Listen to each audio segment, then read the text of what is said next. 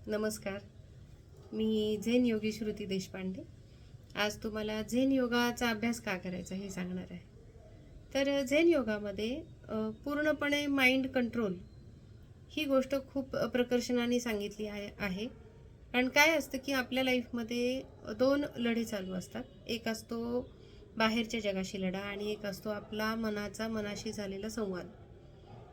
आणि संवाद आपला सतत होत असतो, पण त्यातनं निष्पन्न काहीच होत नाही. कारण आपल्याला कळतच नाही की आपल्या रोजच्या लाईफमध्ये दुःख आहे तर का आहे, सुख आहे तर का आहे, तात्पुरताच आनंद का आहे. तर हे खालीवर सतत मनाची अवस्था असते आणि आपलं रोजचं लाईफ चालू असतं.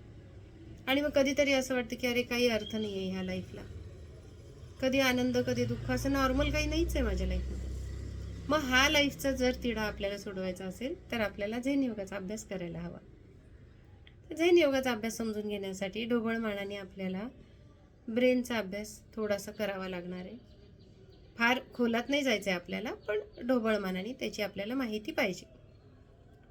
तर आपल्याला ब्रेनचा अभ्यास करताना त्याला 4 पार्टमध्ये आपल्याला समजण्यासाठी डिवाईड करावं लागेल. तर त्याचे 4 पार्ट आहेत: सेक्शन 1, सेक्शन 2, सेक्शन 3 आणि सेक्शन 4.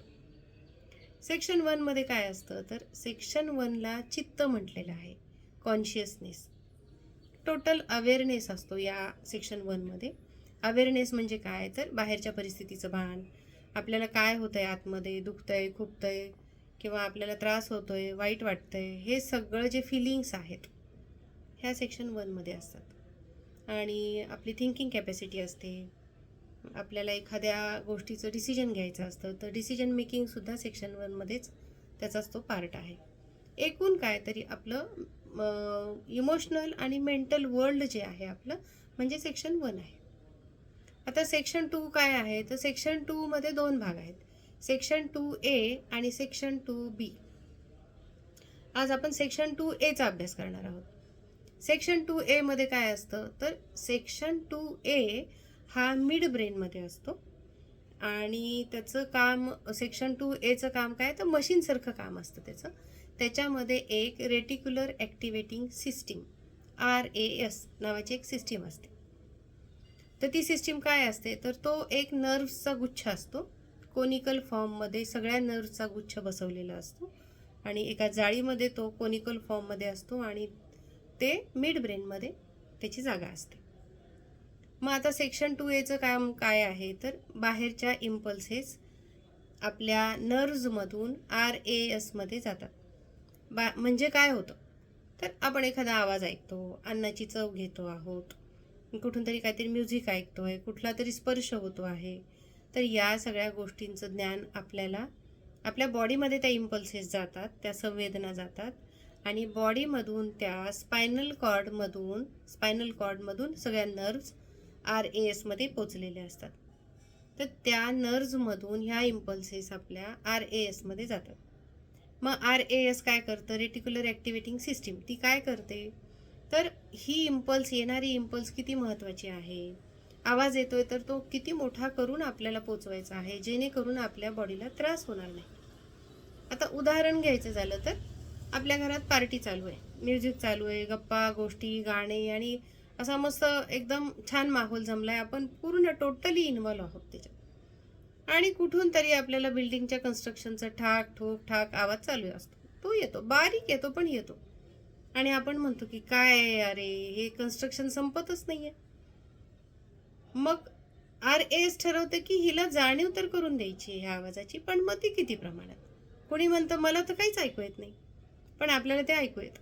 तर RAS हे ठरवते की आपल्याला आपल्या बॉडीतली पेन, बाहेरच्या इम्पल्सेस त्याची जाणीव ही किती प्रमाणात आपल्याला आपल्या सेक्शन 2A मध्ये ब्रेनमध्ये पोचवायची आहे. तर त्याला थोडक्यात गेटचं काम ते करतं. आता आपली बॉडीची जी फिजिओलॉजी आहे त्याच्यामध्ये काय, आपल्याला जखम होते, रक्त येतं, कधी कधी असं होतं पहा की एकदम आपल्याला खूप लागतं, रक्ताची धार लागते, पण आपल्याला पेनच जाणवत नाही. काही क्षणापुरती ती पेन आपल्याला जाणवतच नाही आणि आपण म्हणतो अगं लागल्या लागल्या मला काहीच नाही जाणवलं आणि आता एवढं रक्त दिसतंय. तर मग ते न जाणवणं जे आहे ते RAS करतं. आणि डायजेशन आहे, ब्रीदिंग आहे, इम्युन सिस्टीम आपली काम करत असते, ती डेव्हलप होत असते. त्याच्यामध्ये काही सेल्स अशा मरतात, काही नवीन तयार होतात. मग हे सगळं होत असताना काही ना काही पेन चालू असते आतमध्ये. डायजेशनची एक वेगळी पेन आहे, केमिकल रिॲक्शनची एक वेगळी पेन आहे, किडन्या काम करतात, पॅनक्रियाज काम करतं, लिव्हर काम करतं. काही ना काही पेन आतमध्ये असणार ना. पण RAS ही पेन आपल्याला जाणवूच देत नाही. जेव्हा काही गोष्टी खूप जास्त होतात, त्याला असं वाटतं की आता हे मला रिकवर करायचे, तर आता मला याची इम्पल्स ब्रेनला दिली पाहिजे.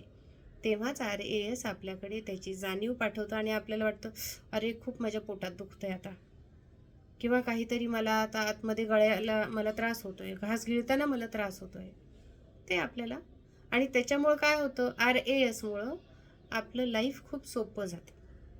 आपण कसं आपल्या बंगल्याचं गेट असतं आणि गेटमधून आपण कसे फक्त महत्त्वाचे लोक आपण आत घेतो आणि गेट बंद करतो. तसं RAS गेटचं काम करतं आणि त्याच्यामुळे आपण छान पद्धतीने, आपल्याला छोट्या मोठ्या पेनची जाणीव होत नाही आणि संपूर्ण जी फिजिओलॉजिकल जी काही आतमधली पेन आहे ती RAS आपल्याला जाणवू देत नाही.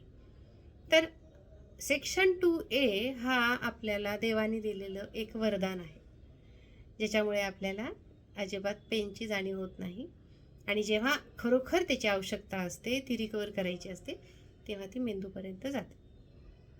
असं सेक्शन 2Aचं अतिशय छान काम आहे आणि तो असतो मिड ब्रेनमध्ये. मिड ब्रेनमध्ये असल्यामुळं त्याला जर धक्का लागला तर आपण कोमामध्ये जाऊ शकतो, आपला मृत्यू पण संभवतो. त्याच्यामुळं मिड ब्रेनला आपल्याला खूप जपायला पाहिजे. आता आला section 2B. Section 2B, section 3 आणि सेक्शन 4 हा आपण नेक्स्ट एपिसोडमध्ये त्याचा डिटेल अभ्यास बघूया. नमस्कार.